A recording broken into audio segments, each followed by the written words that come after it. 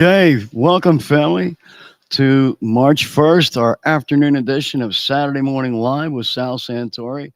Thanks for tuning in. I'm so glad you're here. Without you, I guess we really wouldn't have a show.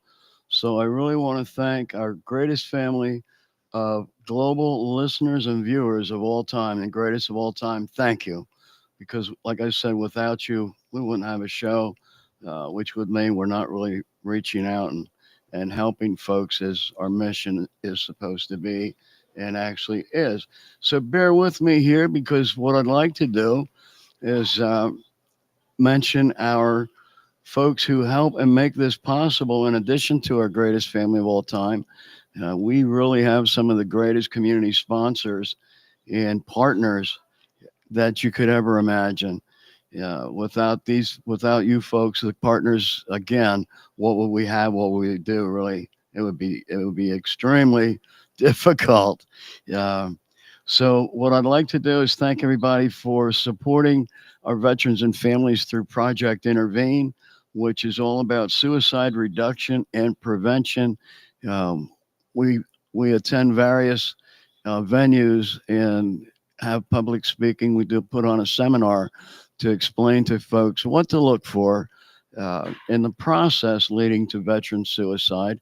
We need to let folks know it's not merely a bad day or a bad week or, geez, we're just having a bad month. No, there's something more going on. So we need to be able to recognize that and understand it for what it is. And then the next step logically is okay, well, what do we do about it? It's great if we can acknowledge it, but that's not getting it changed or getting our folks helped. So we teach how to begin the process in creating a safe intervention team and begin to work with our veterans and our families with various professionals, people that are known to us, members of the community, members of the VA, and spiritual support people as well, because that's a huge element that's missing when we're in our despair and in that spiral, that tunnel. So that's what it's all about, and our podcasts are typically geared around that, bringing things that information that's helpful, uh, uh, resources that are available, and we want to let folks know what's there. And getting to our sponsors, we have Pharaoh's Car Club of Lebanon. These are a great group of car enthusiasts putting together great shows and great events. And this club, our local chapter, is in Lebanon here, and they're fantastic. They're very active. And the Pharaohs is actually a national club, I believe international as well, that was started out in California. So we've got it all across the country and in some abroad states and countries as well. So thank you, Pharaoh's Club of Lebanon. And also, we have Pat Garrett and the Pat Garrett Amphitheater. Pat brings some really super names for concerts at the amphitheater that's located at Route 183 on the southbound side and Route 78 on the westbound side. So, right there on that corner, 78 and 183, is the Pat Garrett Amphitheater, which is right across from the Pat Garrett Sheepskin Outlet. And Pat and I have been friends for over 25 years. And he's a super guy, super guy. He's also my mentor. I've learned a lot from Pat.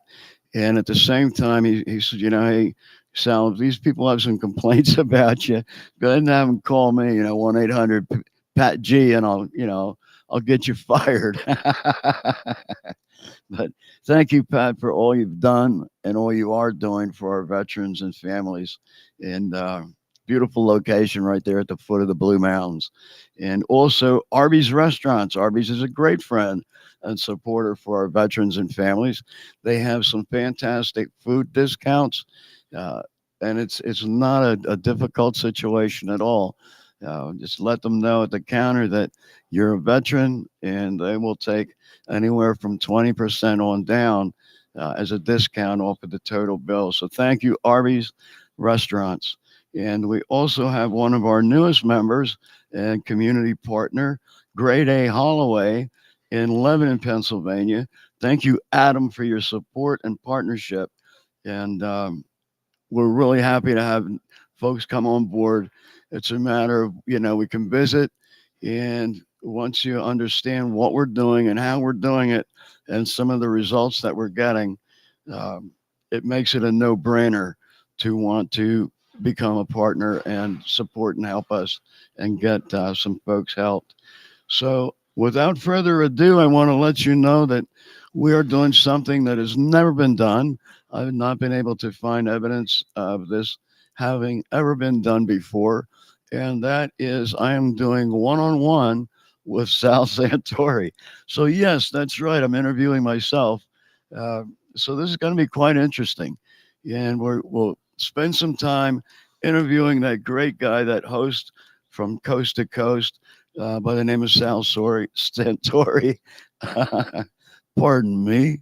Uh, and after we spend a little bit of time talking about Sal Santori and his motivation and how did we come to do what we're doing, we have a great veteran to come on with us, a former Army sergeant, was in the Gulf War, Desert Storm.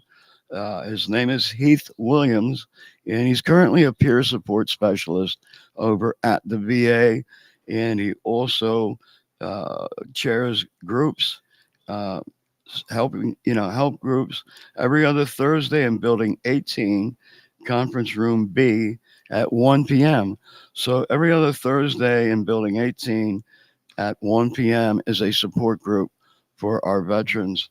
And folks that we really need to be able to talk with are available and understand what it is that we need to deal with, understand what we're dealing with because they've been there and are fully able to help. So the first question for Sal is, let's talk a little bit about some of the people who influenced your early years. Now, this is Sal. We'd really like to know what you're thinking here. So, tell us a little bit about your early years.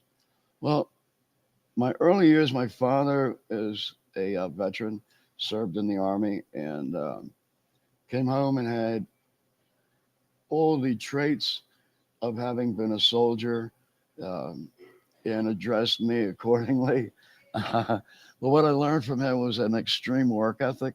Uh, that work is not to be taken lightly. It's not to be done just to do. And you need to have some goals. You need to have uh, a strategy, how you're going to accomplish these goals, and how to implement that strategy, and how to be strong and get things done. My father was not that well educated, as were a lot of folks from the Great Depression era. And one thing he has, he's still living, and has is a great, great uh, sense, common sense, ability to figure things out, ability to understand and figure out the how and the why, and then go about getting it done. So I got a really good start in that regard from my father. And as I grew through high school, a lot of folks, I had a lot of athletic ability. So the people who were in positions like coaches and things like that really helped to nudge me along, which gave me a very, very healthy, positive, I can do attitude. Um, Sal, how did that help to propel you to move forward in life?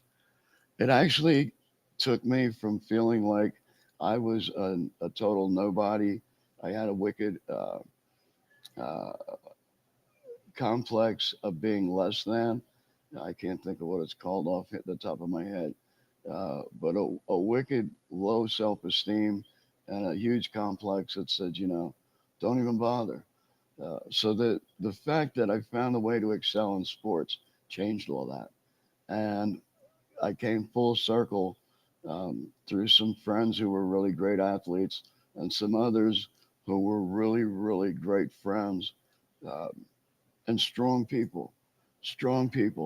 Uh, so combine the sports and the coaches that edged me along, that nudged me along. I really began to believe in myself. And by the time I got to the military, I was really feeling capable, feeling capable. Um, Sal, how did that work for you in the military? What what did that do for you? How did that help you with challenges? Basically, I became one of the go-to guys. Perhaps I had a little more bravado and self-esteem than may have been safe. Actually, there were some times that was not the proper path. Yet I'm here, so by the grace of God, I got through. Um, but coming out of the military is where the real challenges began. And can you share those with us, Sal, and tell us a little bit about what do you mean by challenges when you came out of the military? What help us understand that. It's basically I, I was part of the Vietnam era, even though I enlisted in '78, which was 3 years past the time that we pulled out of Vietnam, but still within that era. And I served in Berlin during the Cold War. So I was 110 miles inside East Germany with a 19-second life expectancy, 24/7. Um, so that in and of itself will do a number on your head. So there are certain things that you develop and you work with and you build on. And coming out of the military, all of a sudden, you can't do those same things. And when you don't have folks receiving you, or you don't have a proper exit strategy coming out of the military, uh, the Wild West is a reality. I'll put it that way. The Wild West becomes a reality, and it's like the gunslinger makes the rules. Um, and I guess I would have to quantify that and say the gunslinger believes he makes the rules, um, whether they conflict with society or not. In my case, I was right. Uh, I did what I did for you. I signed a contract that we took the oath that never ends. We signed a check that we hoped would never be cashed, but at the same time, we were willing to have that cash should need be. So coming home, all that gave me an attitude of, you know what? Um, I guess I'll not say, but it caused problems in my life for at least the next 12 years. Okay. Um, what finally, what finally got my attention was some attorneys and a judge who were friends of mine and asked me, "Have you ever been examined or evaluated for PTSD?" And what type of response did you have to that, Sal? Was that like, who cares? Was that like, wow, no, I didn't? Um, where did you go from there? Basically, I chewed on what they said and took a look at the way I'd been living and decided perhaps it was time to have a review, another opinion. Let's take a look at this. And I visited with some folks at the VA, and God was smiling on me because the folks that I reached when I called happened to be the daughter of a prominent uh, person of that city who was a really good friend of mine. And most people in that city, she was a really good friend too. She was a wonderful lady. Well, her daughter was at the VA. I got a hold of her. And much to my surprise, the VA had to offer a whole lot of things that I believed were not available, were not possible. Um, to make a long story short, I finally got to visit with some folks who understood me, who didn't want to fight me, who didn't want to tell me I was nuts, I was insane. and I should be locked away forever. Uh, these were people that said, you know what? We understand why you do what you do. We understand how you think, and we understand why you think that way. How about if we spend a couple of sessions and just visit and just kick it around? Well, we did. That was 2013. 2014, I was working at a radio station and decided what I learned through my experience needed to be shared with the masses, because if I didn't know what I didn't know, I couldn't possibly be alone. There had to be many other veterans that were unaware. So, by good fortune, by God's design, I was working at a radio station. We put together a weekly show. Uh, the very first show was horrendous. And the engineer, Gary, got a good laugh when I told him, this isn't for me. I'm horrible. And he laughed and he goes, no. He goes, give it time. Well, again, that was in 2014. It's now 2025. And here we are. So, my message at the moment is, please give yourself an opportunity to kick it around with some folks who can understand the why, the how, and the reasoning. Um, and for our family members, if you're noticing uh, things such as low interest, low energy, uh, I don't want to get involved. I don't want to go to family functions. I don't, you know, um, I want to be left alone. You can't understand me. No one will understand me. Pay attention to those things. Like I said, they're not just a bad day. They're not just a bad week. There's something going on. So if we don't find a way to replace the lost sense of purpose, uh, our battle is really, really going to be hard. That's one of our first things we need to look at is how do we bring value back into our lives? So please, by all means, call us here. I'll give you my number. I'll never not answer it. It's 717 455 7086. And the email I'll run across the bottom in a ticker here in a second. But you can reach me at sal at thekzcvo.org, or you can simply send an email to info.kzcvo@gmail.com. Thank you. And please, if you take anything from this, reach out and just ask somebody who's been there, hey, you got a minute? Thank you for being part of this great interview, this one of a kind, first time ever, based on the research that I've done. I have not found anywhere that a host has interviewed himself. So thank you for watching. Thank you for listening. And now we are about to bring on a wonderful, wonderful guest, a super guy, super veteran by the name of Heath. And Sergeant Heath Williams. How are you, brother? Thanks for coming on the show and welcome. I'm well. Can you hear me? I can hear you, sure. Yeah. I'm well. I am not a sergeant. I am a United States Navy submarine Desert Storm veteran. Ah, okay. Okay. Yes, I stand corrected. Yeah. that's all right. Yeah. So tell us a little bit about how you got to where you are, Heath, as a peer support specialist um, and over at the VA.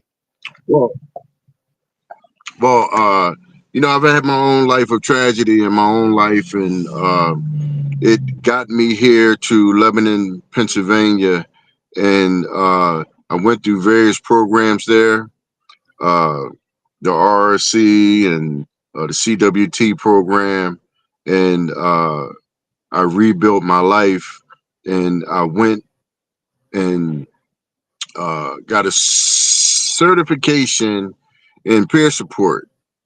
And ever since that, this was pre-pandemic, So I had to wait about a year, year and a half before I was able to even file to get a job at the VA. I worked at White Deer Run Rehab Facility here in town for over 2 years, and I finally got hired here at the VA in 18, and I've been working peer support. I run Vietnam Veterans Group every Wednesday at 1 o'clock in Building 37. All right.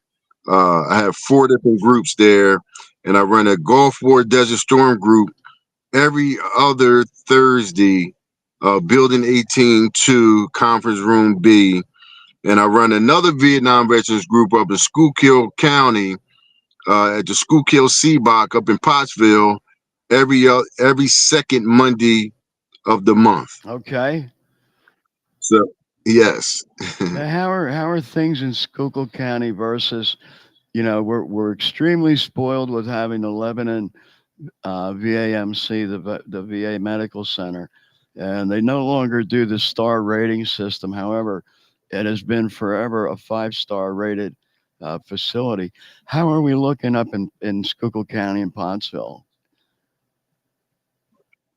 Well, being as though that's just a community-based operation, just to serve a lot of those vets up there, so they don't have to make the trek down here to Lebanon. They have a quite a few veterans that visit that area a little bit, but Lebanon, the Lebanon VA is the number one VA in the country, and they're still building, they're still adding on, and I feel privileged to be a part of that behavioral health department, uh, which I'm part of up there, and we help a lot of vets. And if any veteran is out there and have any kind of issues or any problems, any questions about their care, I advise them to call the VA, or if you having some type of mental disorder, or you need to get your meds in order, uh, you can always call the hotline. Uh, And we have a suicide prevention line also. Okay, we're going to come right back to the hotline. But what I'd like to do is I'd like to get your input on what I had talked about as far as just finding another veteran and saying, "Hey, do you got a minute?" Can you elaborate on that and kind of like give folks an idea of like, all right, yeah, that sounds great, but what are you talking about? When I say, find a veteran, hey, you got a minute? Would you suggest like Well, going to the VA and just present yourself at the VA if you're troubled, but you're not interested in calling the 988 just yet?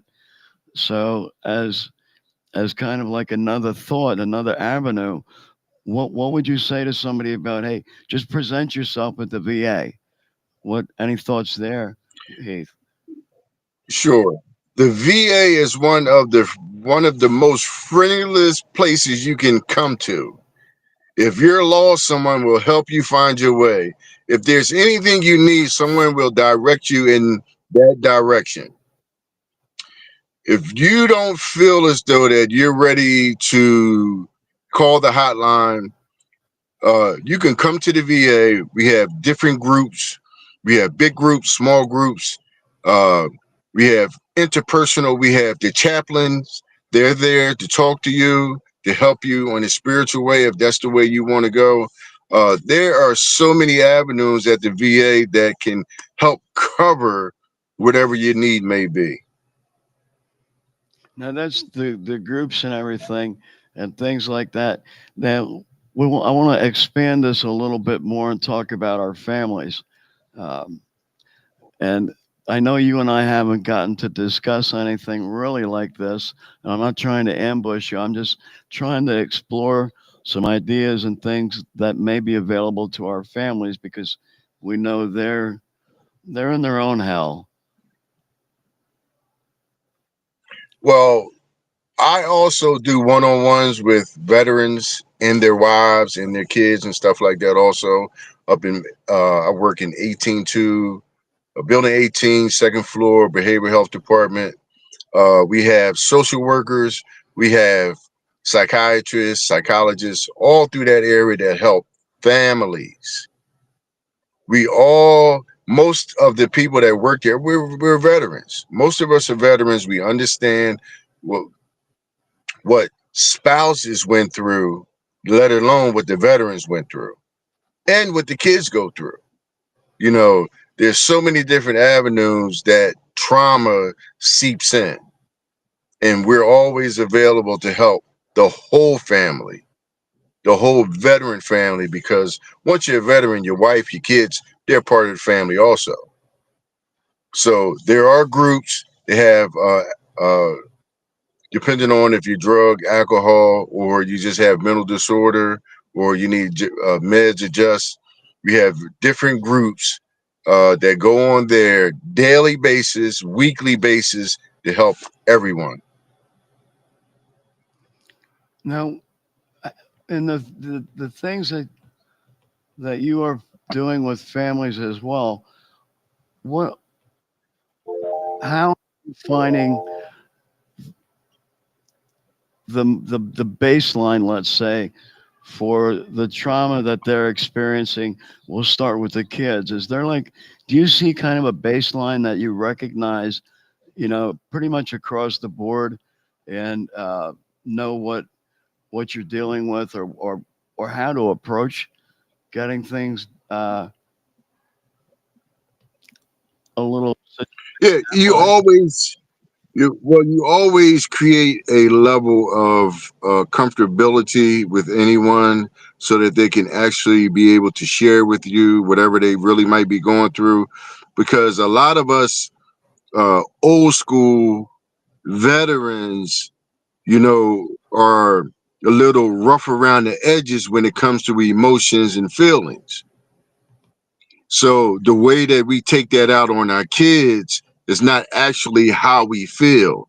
It's just the trauma that we're dealing with, and we don't know how to uh, parlay that into the emotion and love for a kid. So then the kids go through their own emotional uh, roller coaster, as well as the spouses, and we put them in a position where they can actually share. Once they find out what the veteran has probably gone through trauma wise, depending on whether it's Vietnam, Afghanistan, or Kosovo, you know, once the veteran starts to open up and maybe wants to share some intimate details about their trauma, then usually the kids can understand a little bit more better of why they might be the way that they are.